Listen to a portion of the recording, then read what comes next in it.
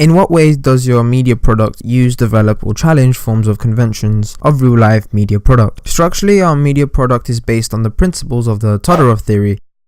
The disruption is evoked by the introduction of the protagonist, who is initially seen lying in discomfort and distress with a complete utter disregard of his surroundings. Provide you with the means to change yourself for the better. This is further explored through our film series of flashbacks, in which re-emphasizes the character's state of mind. We have a juxtaposition created with the flashbacks. In one hand, we have a flashback of our protagonist, Harley Woods, in a toilet doing drugs, which represents Harley's struggle.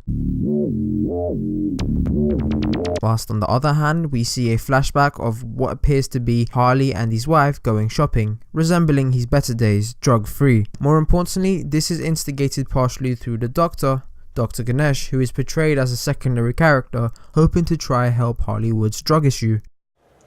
We here at Legit Rehab can provide you with the means to change yourself for the better. Feeling materialized, Harley feels like the Doctor isn't helping him enough. Harley represents a clear ideological difference between him and the Doctor, and this is supported by our choice of binary opposites. For example, we have protagonist versus antagonist, imagination versus realism, empowered versus weak, motivator versus observer, and lastly, ignorance versus wisdom.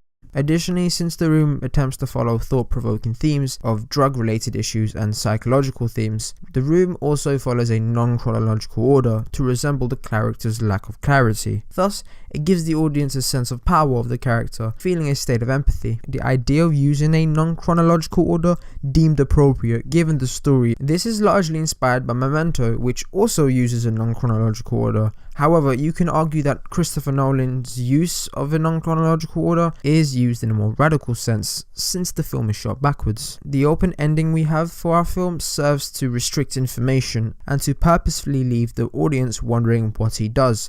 Did he accept the help, or did he reject the help from the Doctor? Additionally, the use of non-diegetic sounds such as the voiceover was instrumental, largely because it helped communicate with Harley's conscience, as the character physically is unfit to speak. At my failures, but now I have to make a choice I can only make, not them. Do I want to see my family, or do I keep going like this? On this road, it starts from here and it will end. We also have parallel sounds to fit the mood, whether it's from joyful non-diegetic music or to fast tempo music.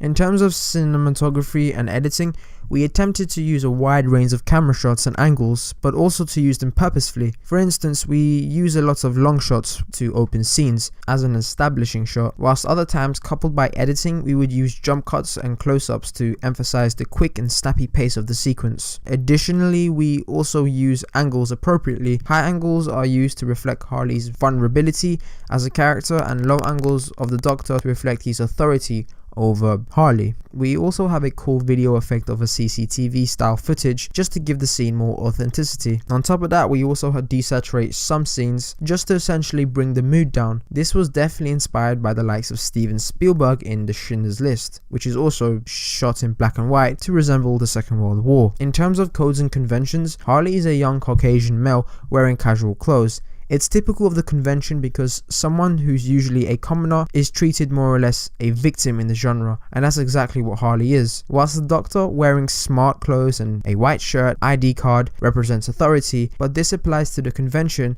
and is typical of the genre because we always have someone of authority challenging and provoking the victim. Also, we find that Harley's behavior is very typical to the convention of psychological dramas because Harley always looks like he's in distress and hardly speaks. This is why the voiceover was very important in telling the story. We always see him sitting in the corner, very antisocial, barely speaks to the Doctor, always lying down. Facial expression was also important because we had to really get the facial expression correct. We want to always make the character look like he's in misery or in psychological pain, and that's exactly what we try to do, and with some scenes you can see that.